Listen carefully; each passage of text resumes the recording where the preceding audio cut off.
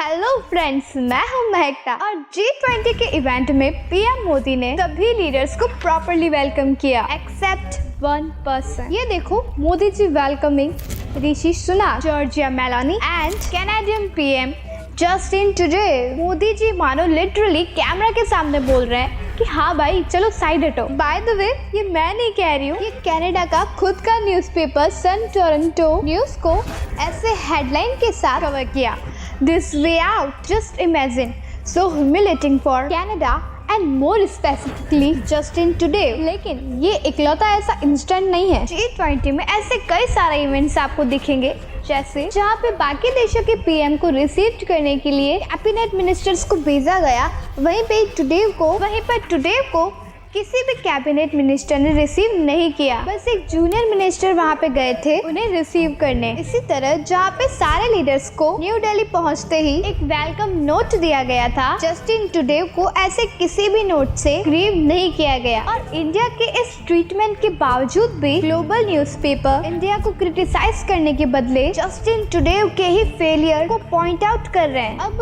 हालांकि ऐसा पहली बार नहीं है कि ट्रूडेau को उसके कुछ घिनौने एक्शंस की वजह से इंडिया में ह्यूमिलेटिंग ट्रीटमेंट मिली हो, बल्कि 2018 में भी इनके इंडिया विजिट के दौरान उन्हें सेम ह्यूमिलेशन फेस करना पड़ा था इन इंडिया। 2018 में तो इजरायल पीएम और UAE crown Prince India visit पर आए थे और उन्हें रिसीव करने के लिए खुद पीएम मोदी प्रेजेंट थे। लेकिन वहीं पर जस्टिन ट्रूडेau जब इंडिया विजिट के लिए अपनी फैमिली के साथ आए, ना पीएम, ना होम मिनिस्टर और ना ही फॉरेन मिनिस्टर मौजूद थे, बल्कि उन्हें एयरपोर्ट पर रिसीव करने के लिए इंडिया के एग्रीकल्चरल मिनिस्टर को भेजा गया। इसके बाद भी जब जस्टिन ट्रूडेau अपनी फैमिली के साथ ताजमहल विजिट करने गए, तब उनको रिसीव करने के लिए ना ही यूपी के सीएम गए और ना ही उनकी गवर्नमेंट का कोई भी मिनिस्टर। आगरा के डिस्ट्रिक्ट ने मैजिस्ट्रेट ने उन्हें रिसीव किया। और वहीं पर बस एक महीने पहले इजरायली पीएम ने नेतन्याहू आए थे, तब यूपी सीएम योगी जी ने पर्सनली उन्हें ताजमहल दिखाया था। अब चलो, ये तो फिर भी रिसीव करने की बात हुई। उनके साथ मीटिंग्स करने के लिए भी काफी सारे मिनिस्टर ने डिनाई कर दिया था।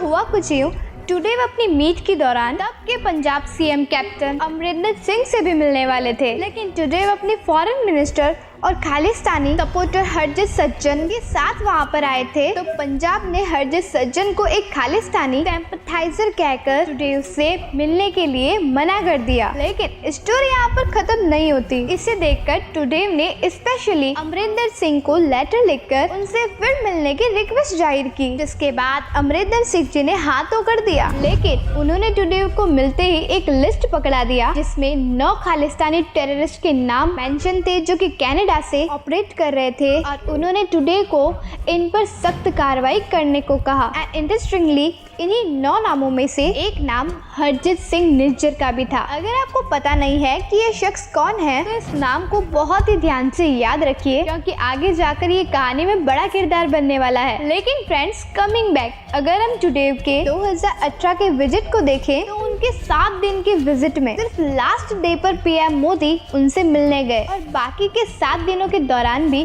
पहले के 3 से 4 दिनों में कोई भी सीनियर मिनिस्टर मिलने तक नहीं गया। एंड माइंड यू, ये पूरी दुनिया देख रही थी। This was the global humiliation for Justin Trudeau. Washington Post ने इसे पब्लिश किया with the headline, Trudeau's visit is a total disaster. Al Jazeera ने लिखा, जज Modi government snub comedian PM.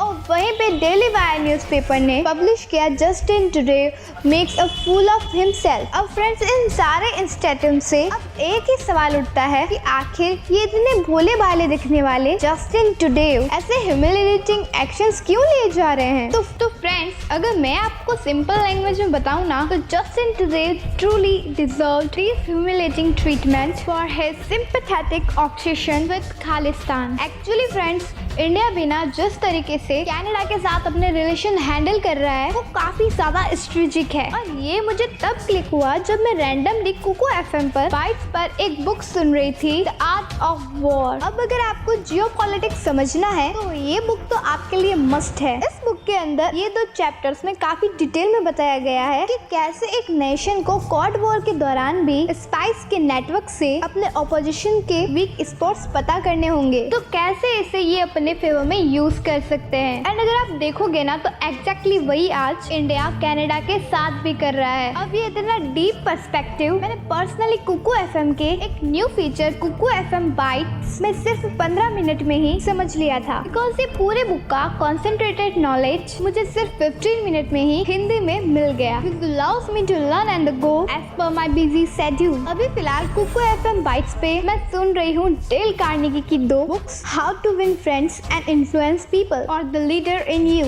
जो मुझे पर्सनली मेरे एंटरप्रेन्योरियल जर्नी में लीडरशिप में बहुत ज्यादा हेल्प कर रही है। तो हाईली रिकमेंड कुकू एफएम के एग्जिस्टिंग यूजर्स न्यू फीचर को चेकआउट करो। लेकिन अभी तक आपने सब्सक्राइब नहीं किया है तो अभी आप 99 रुपीज में नहीं बल्कि सिर्फ 49 रुपीज में यानी 50% ऑफ कुकू एफएम बाइट्स को सब्सक्राइब कर सकते हो। पढ़ो तेजी से Kuku FM bites, links in description. इन्हें कई बार ऐसे खालिस्तान परेड में पार्टिसिपेट करते हुए देखा गया है जहां पर खालिस्तान के फ्लैग बस्ट होते हैं और इंद्रन वालिजा जैसे मिलिटेंट्स को प्योरीफाई किया जाता है। अब आप सोच रहे होंगे कि इसके अंदर इंटरेस्टिंग बात क्या है। वैसे कनाडा को खालिस्तान के मामले से एज सच कुछ फर्क नहीं पड़ता। तो अब आप सोच रहे होंगे कि कनाडा को खालिस्तान की जरूरत पड़ी ही क्यों, तो ये हम देखेंगे अगले वीडियो के अंदर। तब तक करिए थोड़ा सा इंतजार और इस वीडियो को करिए शेयर एंड लाइक और चैनल को सब्सक्राइब करना बिल्कुल मत भूलना। जल्द ही लेके आऊंगे मैं आपके लिए और डिटेल। तब तक के लिए आप देखते रहिए सोच बाय वीनस राठी।